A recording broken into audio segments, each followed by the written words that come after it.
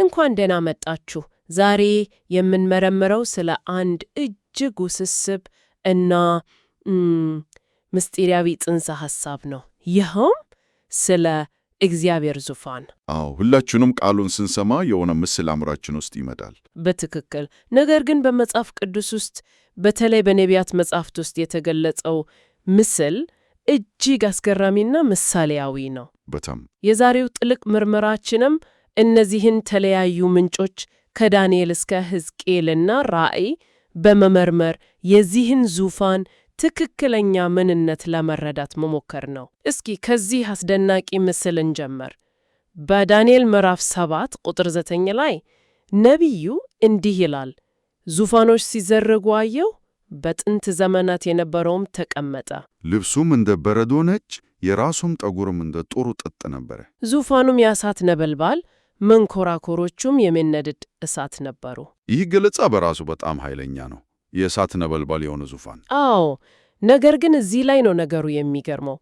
ከብዙ ዘመናት በኋላ በራእይ መጽሐፍ ላይ ዮሐንስ በጣም ተመሳሳይ የሆነ ገለጻ ያቀርባል። እዚህ ላይ ነው ነገሩ መፈታት የጀመረው። ዮሐንስ በራእይ መጽሐፍ የሰው ልጅ የሚመሰለውን ሲገልጽ ጸጉሩ እንደ ነጭ የበግ ጠጉር እንደ በረዶም ነጭ እንደሆነ ይናገራል። ልክ እንደ ዳንኤል ገለጻ። ልክ እንደዛው። እና ይሄ ብዙዎችን ግራ ያጋባል። ሁለቱም ነቢያት አንድን አካል ነው ያዩት። በጥንት ዘመናት የነበረው እና የሰው ልጅ የሚመስለው አንድ ናቸው ብሎ ማሰብ በጣም ቀላል ነው። እውነት ነው። ምንጮቹ ይህንን እንዴት ነው የሚፈቱት? እዚህ ላይ ምንጮቹ በጣም ወሳኝ የሆነ ስነ መለኮታዊ ልዩነት ያስቀምጣሉ። አብ ወልድ አይደለም። እሺ፣ ሁለቱ የተለያዩ አካላት ናቸው። ነገር ግን ገለጻቸው አንድ አይነት የሆነበት ምክንያት አለ። ይህንን ለመረዳት በሁለት የተለያዩ ወዶች ውስጥ ማየት አለብን። አንደኛው ወሰን በሌለው ዘላለማዊነት ሲሆን፣ ሁለተኛው ደግሞ እኛ በምንኖርበት በጊዜና በቦታ ውስጥ ነው። እሺ፣ ይህንን ትንሽ እንፈተው። ዘላለማዊነት እና ጊዜና ቦታ። እስኪ እንደዚህ እናስበው። በዘላለማዊው ጊዜ በማይገዛው ዓለም ውስጥ አብና ወልድ በፍጹም እኩል ናቸው። ማንነታቸው፣ ባህሪያቸው፣ ክብራቸው አንድ ነው። ገብቶኛል። ልክ እንደ አንድ ሳንቲም ሁለት ገጽታዎች ማለት ይቻላል። ለዚህ ነው ዳንኤልና ዮሐንስ ተመሳሳይ መለኮታዊ ክብርን ሲገልጹ ተመሳሳይ ቋንቋ የተጠቀሙት። ነገር ግን ወልዱ ወደ እኛ ዓለም ወደ ጊዜና ቦታ ሲገባ የተለየ ሚና ይወስዳል። ሰው ሆኖ በመገለጡ በፈቃዱ ለአብ ተልኮ ይታዘዛል። ይህ አንዱ ከሌላው ያንሳል ማለት አይደለም። በፍጹም አይደለም። ያንሳል ማለት ሳይሆን በዚህ በጊዜ በተገደበው ዓለም ውስጥ ያላቸውን የተግባር ክፍፍል ያሳያል። ገባኝ። ስለዚህ ዳንኤል ያየው ራእይ እውነተኛውን አብና ወልድን በቀጥታ እንዳሉ ፎቶግራፍ እንደማነሳት ፎቶግራፍ እንደማንሳት ሳይሆን መንፈሳዊ እውነታን በሰውኛ ቋንቋ ለመግለጽ የተሰጠ ራእይ ነበር ማለት ነው። በትክክል። ምክንያቱም እኛ ፍጡራን በጊዜና በቦታ እየተገደብን ስለሆነን ወሰን የሌለውን አምላክ ሙሉ በሙሉ ማየት አንችልም። እውነት ነው። አንድ ፍጡር እግዚአብሔርን ሊያየው የሚችለው እግዚአብሔር ራሱን በገለጠለት መጠን ብቻ ነው። ምንጮቹ እንደሚጠቁሙት ወልድ ሰው ሆኖ ከመገለጡ በፊትም እግዚአብሔር ራሱን ሲገልጥ የነበረው በእግዚአብሔር ስም በሚንቀሳቀስ መልአክ ወይም መልእክተኛ አማካኝነት ነበር። ያ መልአክ የወልድ ምሳሌ ነበር ማለት ነው። ስለዚህ በዳንኤል ራእይ የምናየው ይህንን ውስብስብ ግንኙነት ነው። እሺ፣ ስለዚህ የዙፋኑን ባለቤት ማንነት በተመለከተ መሰረታዊ ግንዛቤ ያዝን። ነገር ግን ዙፋኑ ብቻውን አይደለም፣ በዙሪያው አስደናቂ ፍጥረታት አሉ። ይህ ደግሞ ወደ ሕዝቅኤል እና ዮሐንስ ራእይ ይወስደናል፣ ወደ ኪሩቤል ወይም አራቱ ሕያዋን ፍጥረታት። እነዚህ ፍጥረታት የዙፋኑ ጠባቂዎችና ተሸካሚዎች ናቸው። የዙፋኑን ክብርና ቅድስና ያመለክታሉ። ነገር ግን እዚህም ላይ ሌላ የሚገርም ልዩነት እናገኛለን። ሕዝቅኤልና ዮሐንስ የገለጿቸው ፍጥረታት በመጠኑ ይለያሉ። ይሄኛው ደግሞ ሌላ ግራም ያጋባ ነጥብ ነው። በዮሐንስ ራእይ ምዕራፍ 4 ላይ አራቱ ሕያዋን ፍጥረታት እያንዳንዳቸው አንድ ፊት ብቻ እንዳላቸው ይናገራል። አንዱ የአንበሳ፣ አንዱ የጥጃ፣ አንዱ የሰው፣ አንዱ ደግሞ የንስር ፊት አላቸው።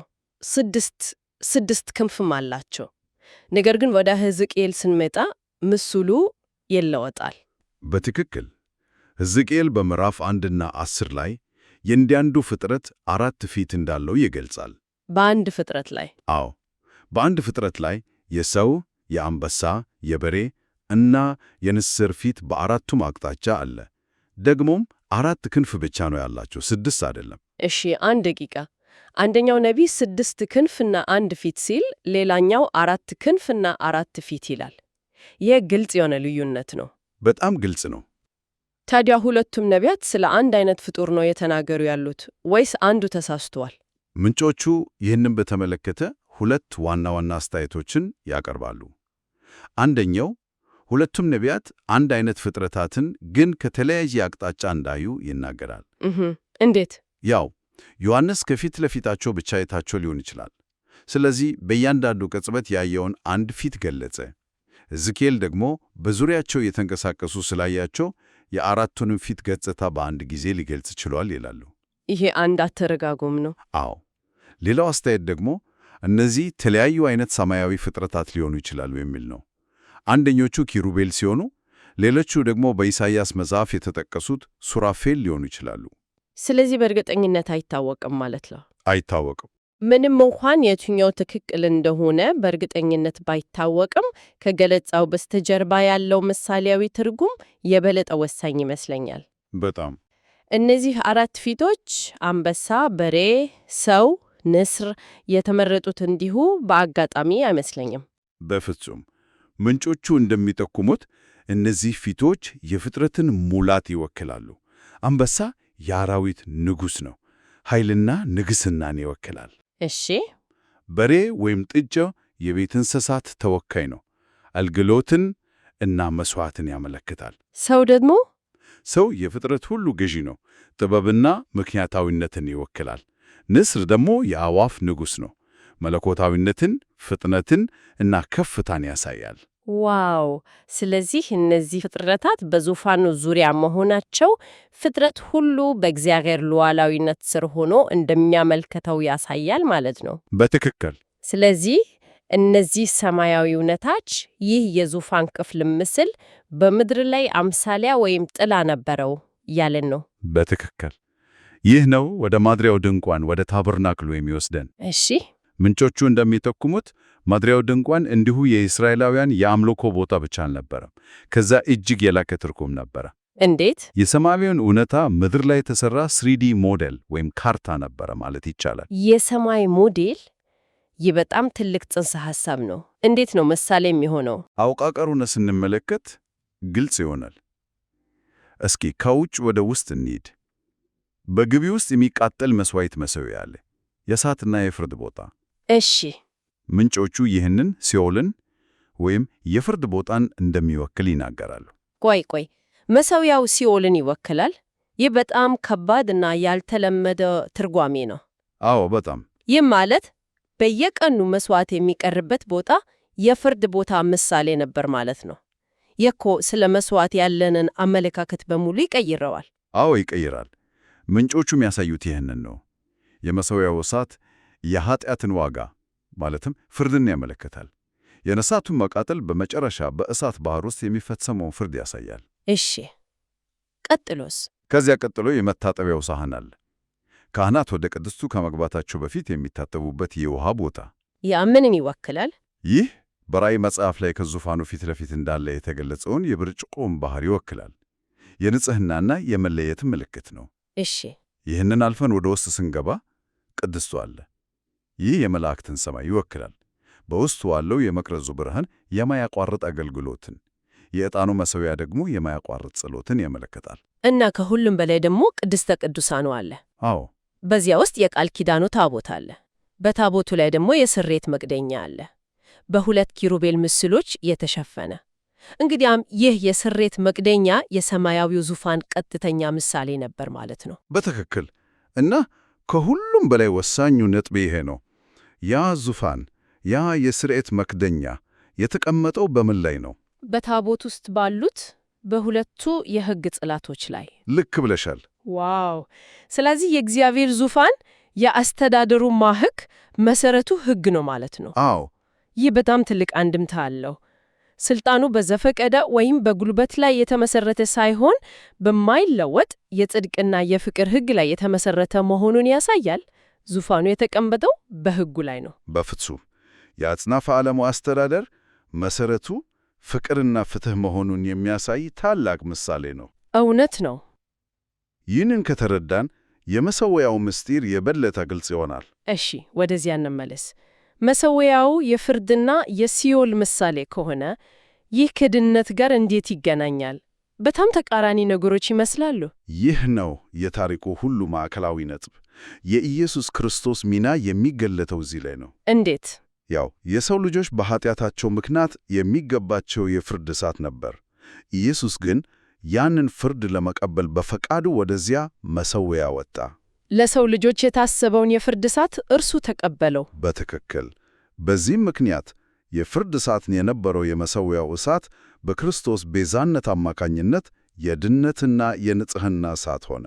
ስለዚህ የመሥዋዕቱ ሥርዓት በሙሉ ወደዚህ አንድ ነጥብ ነው የሚያመለክተው። ይህንን ስናስብ በራእይ መጽሐፍ ላይ ስለ ዕጣን የተጠቀሰው ነገር ትርጉም ይሰጣል። ምንጮቹ ያንን ከሰማዕታት ጸሎት ጋር ያገናኙታል። በመሠዊያው ስር ያሉ የሰማዕታት ነፍሳት እስከ መቼ ፍርድ አትሰጥም ብለው ይጮኻሉ። ጸሎታቸው እንደ ዕጣን ጢስ ወደ እግዚአብሔር ይወጣል እና እነዚህ ጸሎቶች በወርቅ ጽዋዎች ተሰብስበው የኃጢአት ስርየት ሲጠናቀቅና የፍርድ ጊዜ ሲደርስ ምላሽ ያገኛሉ። ይህ ማለት የሰው ልጅ ነጻ ፈቃድ እዚህ ላይ ወሳኝ ሚና ይጫወታል ማለት ነው። በጣም ሁለት ምርጫዎች አሉ። ሰይጣንን ተከትሎ ወደ ፍርድ መሄድ ወይም ደግሞ ኢየሱስን ተከትሎ መስቀልን በመሸከም በዚያው በፍርድ ቦታ የነበረውን የድነት መንገድ መምረጥ። ምርጫው የግለሰቡ ነው። ምንጮቹ የሚያመለክቱት ይህንን ነው። ይህ ደግሞ ወደ ዙፋኑና ወደ ውልድ ሥልጣን ይመልሰናል። እሺ፣ እውነተኛው ቤተ መቅደስ ምድራዊ ድንኳን ሳይሆን ኢየሱስ ክርስቶስ ራሱ ነው። ምድራዊ ማደሪያ ድንኳን የእርሱ ምሳሌ ብቻ ነበር እና ኢየሱስ በአብ ስም ስለመጣ የዙፋኑ ሥልጣን ሙሉ በሙሉ የእርሱ ነው። እሺ፣ ግን ከመስቀሉ በፊትና በኋላ ባለው ሥልጣኑ መካከል ልዩነት ነበረ ወይስ ከመጀመሪያውን ሙሉ ሥልጣን ነበረው? ይህ በተግባር ምን ይመስል ነበረ? ይህ በጣም ወሳኝ ጥያቄ ነው። ምንጮቹ ግልጽ የሆነ ልዩነት እንደነበረ ያስረዳዋሉ። ከመስቀሉ ሞት በፊት ኢየሱስ የሚንቀሳቀሰው በአዳም ሥልጣን ነበር። በአዳም ሥልጣን? ማለትም እግዚአብሔር ለመጀመሪያው ሰው በሰጠው የምድር አስተዳደር ሥልጣን። ለዚህ ነው በፈተናው ወቅት ሰይጣን የዓለምን መንግሥታት ሥልጣን እሰጥሃለሁ ሊለው የደፈረው። ስለዚህ ኢየሱስ በመስቀሉ ሞቱ እና በትንሣኤው አማካኝነት ያንን ሥልጣን መልሶ ተቀበለ ብቻ ሳይሆን በሰማይና በምድር ያለውን ሥልጣን በሙሉ በይፋ ተረከበ። የትንሣኤው አንዱ ትርጉም ይሄ ነው፣ የሥልጣን ርክክብ። ልክ እንደዛ ነው። ለዚህ ለውጥ አንድ ግልጽ ምሳሌ መስጠት ይቻላል። በእርግጥ በጣም ግልጽ ምሳሌ አለ። ከመስቀሉ በፊት በጌቴሴማኒ የአትክልት ስፍራ ሊይዙት ሲመቱ ኢየሱስ ጴጥሮስን አባቴን እንድለምንና ከ12 ጭፍሮች የሚበዙ መላእክትን እንዲልክልኝ የማልችል ይመስልሃልን? አባቴን እንድለምን ነው ያለው። ልብ በይ፣ ከአብ ነው የሚጠይቀው። ትክክል ነው። ነገር ግን ከትንሣኤው በኋላ በማቴዎስ 28 ላይ ሥልጣን ሁሉ በሰማይና በምድር ተሰጠኝ አለ። ከዚያ በኋላ መላእክትን ሲልክ አብን አይጠይቅ፣ ራሱ በቀጥታ ያዛቸዋል። ለምሳሌ የሐዋርያት ሥራ ላይ ጴጥሮስን ከእስር ቤት ያስለቀቀው መልአክ በቀጥታ የተላከ ነው። ይህ የሥልጣን ለውጥ በተግባር የታየበት ነው ማለት ነው። ትንሣኤው የተፈር ንግሥና ሥነ ሥርዓት ነበር ማለት ይቻላል። ስለዚህ ይህ ማለት መላእክትንና ሰይጣንን ጨምሮ ሁሉም ፍጥረታት ለውልድ ሊሰግዱ ይገባቸዋል ማለት ነው። የግድ ይህንን አለማድረግ ሞትን ያስከትላል። ይህ ነው የዙፋኑ ሥልጣን የመጨረሻው ነጥብ። በዕብራውያን መልእክት ላይ መላእክቱ ሁሉ ለእርሱ ይስገዱ የሚለው ትንቢት የተፈጸመው ከትንሣኤው በኋላ ነው። የዙፋኑ ሥልጣን አሁን በወልድ እጅ ነው። እንግዲህ ከዛሬው ጥልቅ ምርምር እንደተረዳ ነው ዙፋኑ እንዲሁ አንድ አካላዊ መቀመጫ ብቻ ሳይሆን እጅግ ውስብስብ የሆነ ምሳሌ ነው። በጣም የእግዚአብሔርን የመጨረሻ ሥልጣን፣ የፍቅርና የፍትሕ አስተዳደር መርሆን እንዲሁም የፍርድና የቤዛነት ማዕከል መሆኑን የሚያሳይ ታላቅ ምስላል ነው። እውነት ነው። ከዳንኤል ራእይ ከማደሪያው ድንኳን ድረስ ያለው ነገር ሁሉ አንድ ወጥ የሆነና አስደናቂ ታሪክ ይተርካል። ለማጠቃለል ያህል ከሰማያዊ ዙፋንና ከኪሩቤል አንስቶ እስከ ምድራዊው የማደሪያ ድንኳን ምሳሌ ድረስ ያለው መዋቅር በሙሉ በመጨረሻ የሚያመለክተው አንድ ነገር ላይ ነው። ይኸውም በመሥዋዕቱ አማካኝነት ዙፋኑን የወረሰውና አሁን በሰማይና በምድር ላይ ሙሉ ሥልጣን ያለውን የኢየሱስ ክርስቶስን ሉዓላዊነት ነው። ለመጨረሻ ጊዜ አንድ አሳብ ይዤ ልጨርስ። ምንጮቹ የዙፋኑ መሰረት የፍቅር ሕግ ነው ይላሉ። ይህንን ለአንድ አፍታ እናስበው። በአጽናፈ ዓለም ውስጥ ያለው የመጨረሻው ኃይልና ስልጣን መሰረቱ ጉልበት፣ ፍርሃት ወይም የበላይነት ሳይሆን እንደ ፍቅር ያለ መርህ መሆኑን ምን ማለት ነው? በጣም ጥልቅ ጥያቄ ነው። ፍቅር መሰረታዊ ሕግ በሆነበት የአስተዳደር ስርዓት ውስጥ መኖር ምን አይነት አንድምታ ሊኖረው ይችላል? ይህ ለቀጣይ ማሰላሰል የሆነ ጥያቄ ነው።